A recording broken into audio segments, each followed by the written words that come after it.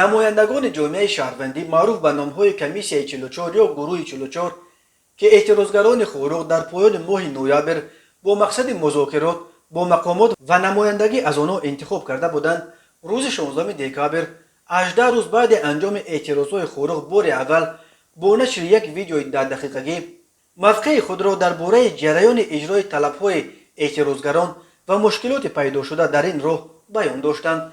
در این ویدیو که با نام اظهارات نمایندگان جامعه شهروندی ولایت مختار کوهستان بدخشان دایر به حادثه‌های 25 و 28 نوامبر سال 2021 نشر شده است، متن اظهارات از نام نمایندگان اعتراضگران خودرو فراموز ارگاشف، یک حقوقشناس جوان زاده بدخشان قرائت کرد.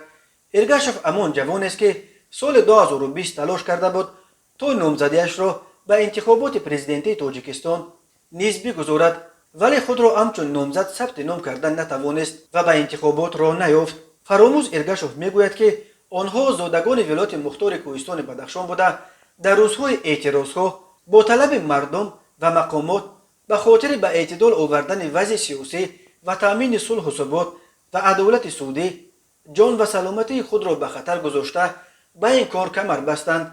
ارگاشف بررسی طلبات‌های مردم از حکومت و طلبات‌های حکومت از مردم را هدف اساسی کار و فعالیت این کمیسیون نامید. ارگاشف این طلبات را چنین خلاصه کرد: طلبات مردم جمع آمده از حکومت ولایت مختار کوهستان بدخشان چنین بود: باید از حساب نمایندگان جامعه شهروندی و مقامات تفتیشاتی گروه کاری تشکیل شده حادثه روز 25 نوامبر در دهه تفدیم را که شهروند زیابکوف گلبدین به قتل رسانیده شد تحقیق شود. طلب از همه یکم نیز همین بود و جزا دادن گناهکاران.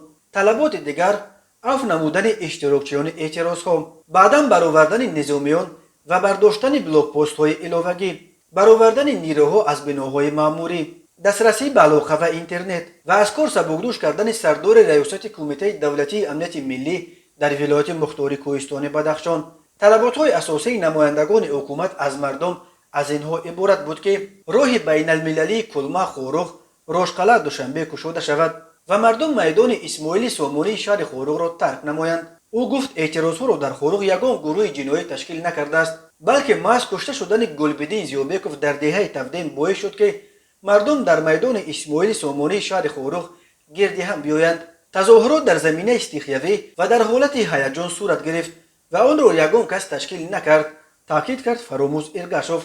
او از آن اظهار ناراضگی کرد که مقامات در فیلم نیروی قانون تنها یک پهلوی مسئله زخمی شدن کارمندان مقامات قدرتی را دیدند و اما به کشته شدن 2 ساکن بدخشان و زخمی شدن 15 نفر از تیر کارمندان مقامات چشم میپوشند. از این سوال به میان میآید که قانون برای کارمندان مقامات قدرتی نیست، قانون فقط برای مردم بیچاره است. پرینسیپ برابر حقوقی شهروندان در نزد قانون کجاست؟ سوال دیگر این است که آن نیروی ولایت قانون که مقامات هر روز از منبرها درباره‌اش حرف میزنند کجا شد؟ سوال گذاشت فراموز ارگاشف.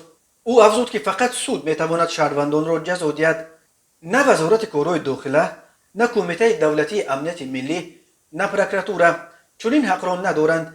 ارگاشف از آن اظهار نگرانی کرد که زیابکوف را بدون حکم سود از حال و سرکرده گروه جنایتی نام میبرند. او این را هم خلاف قانون نامید. فراموز ارگاشف از نام نمایندگان جامعه شهروندی بار دیگر طلب کرد که باید افراد گناهکار در کشتن گلبدین زیابکوف به جوابگری کشیده شوند.